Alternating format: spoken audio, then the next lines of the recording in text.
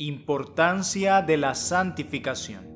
Escrito por Arthur W. Pink, 1886-1952. ¿Qué es santificación? ¿Es una cualidad o posición? ¿Es la santificación algo legal o experimental? Es decir, ¿es algo que el creyente tiene en Cristo o en él mismo? ¿Es absoluta o relativa? Con lo que queremos decir, ¿incluye niveles o no? ¿Es invariable o progresiva? ¿Somos santificados en el momento que somos justificados o es la santificación una bendición posterior? ¿Cómo se obtiene esta bendición? ¿Por algo hecho para nosotros o por nosotros o ambos? ¿Cómo podemos saber que hemos sido santificados o cuáles son las características, las evidencias, los frutos? ¿Santificación y purificación son la misma cosa?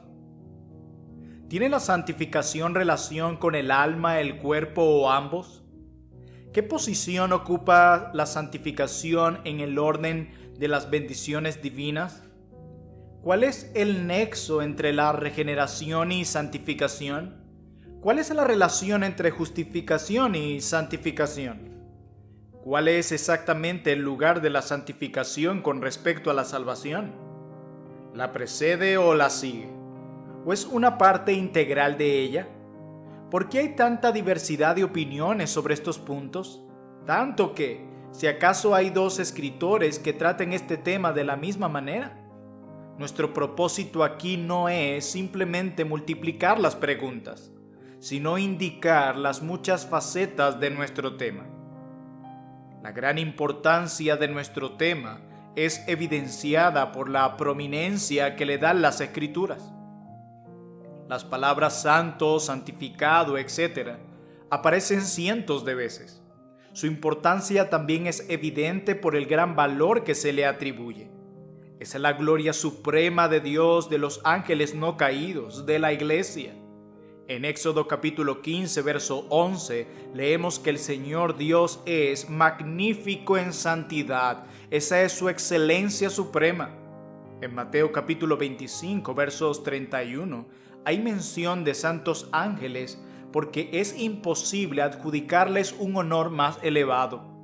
Por Efesios capítulo 5, versos 26 al 27, sabemos que la gloria de la iglesia radica no en la suntuosidad ni en su aspecto exterior, sino en su santidad.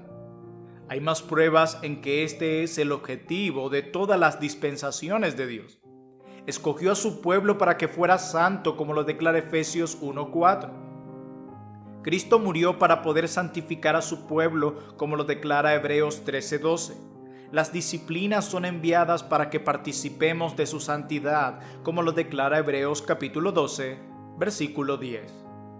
La santificación es, ante todo, la gran promesa del pacto hecha a Cristo para bien de su pueblo. Como bien dijo Thomas Boston, la santificación brilla como la luna entre las estrellas menores. La santificación es el propósito subordinado principal del pacto de gracia, de la misma importancia que la gloria de Dios, la cual es la principal y definitiva finalidad. La promesa de ella es el centro de todas las demás promesas, todas las promesas anteriores. La promesa de preservación del espíritu, de la primera regeneración o vivificación del alma muerta, de la fe, de la justificación, de la nueva relación salvadora con Dios, de la reconciliación, de la adopción y del gozo de Dios como nuestro Dios. Tienen en común y están relacionadas con ella como el medio para llegar a su fin. Todas se cumplen en los pecadores con el propósito de hacerlos santos. El siguiente pasaje lo expresa claramente. Del juramento que hizo Abraham nuestro padre, que nos había de conceder que, librados de nuestros enemigos, sin temor le serviríamos en santidad y en justicia delante de él todos nuestros días. Así lo declara Lucas 1, versos 73 al 75. En este juramento o pacto prometido a Abraham, como un tipo de Cristo, nuestro Padre espiritual, como lo declara Hebreos 2:13, su simiente sirviendo al Señor en santidad es presentada como la promesa principal que se juró al mediador. La verdadera santificación no es solo algo importante, esencial e indescriptible, es también totalmente sobrenatural. Es nuestro deber investigar la naturaleza de la santidad evangélica, dado que es un fruto o efecto en nosotros del espíritu de santificación, porque es ilógico y misterioso e imperceptible a los ojos de la razón humana. En cierto sentido decimos como Job de la sabiduría: ¿de dónde pues vendrá la sabiduría? ¿Y dónde está el lugar de la inteligencia? Porque encubierta está a los ojos de todo viviente, y a toda ave del cielo es oculta. El Abadón y la muerte dijeron: su fama hemos oído con nuestros oídos. Dios entiende el camino de ella y conoce su lugar. Y dijo al hombre: he aquí que el temor del Señor es la sabiduría, y el apartarse del mal la inteligencia. Job 28, versos 24 al 23 y verso 28. Esta es aquella sabiduría cuyo camino, lugar y sendas son extraños a la mentalidad y comprensión natural de los hombres.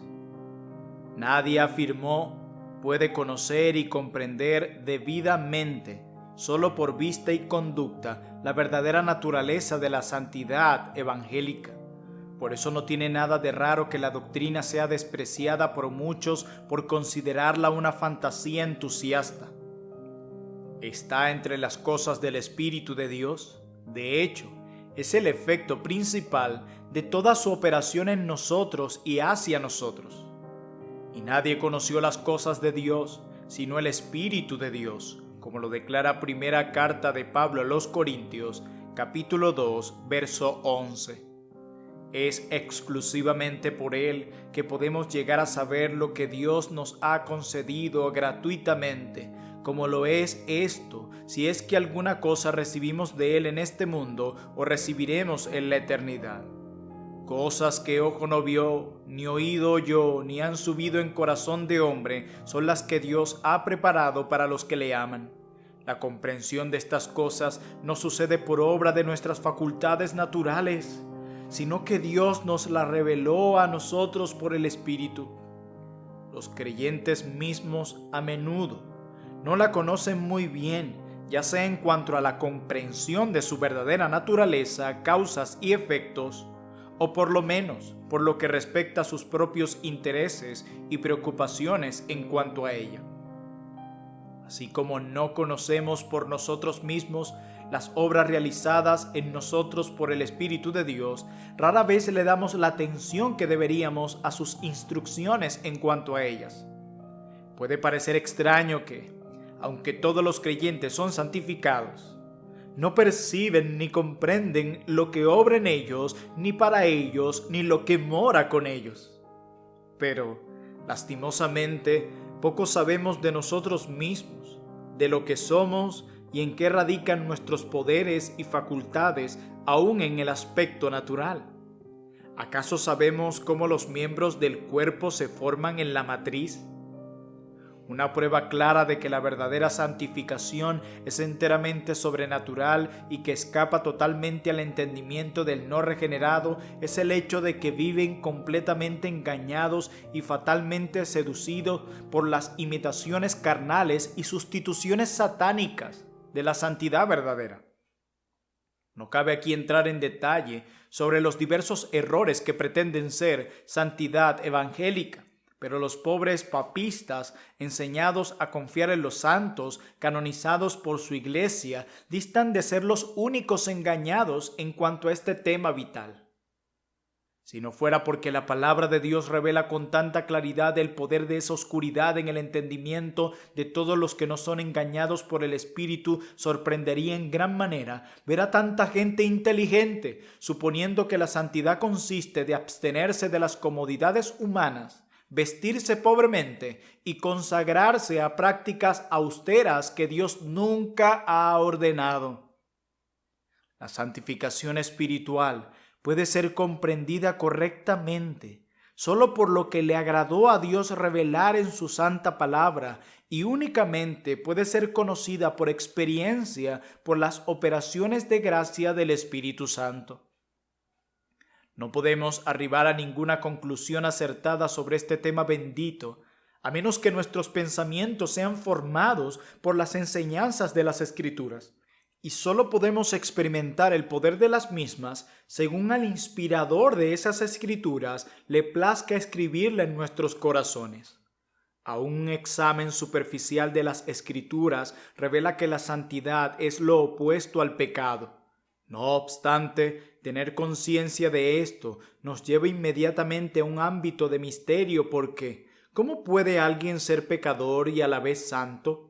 Esta dificultad sacude profundamente a los verdaderos santos. Perciben en ellos mismos tanta carnalidad, inmundicia y vileza que les resulta casi imposible creer que son santos.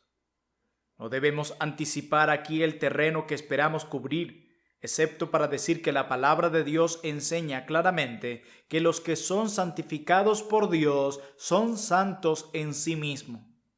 Quiera el Señor preparar nuestros corazones para lo que sigue.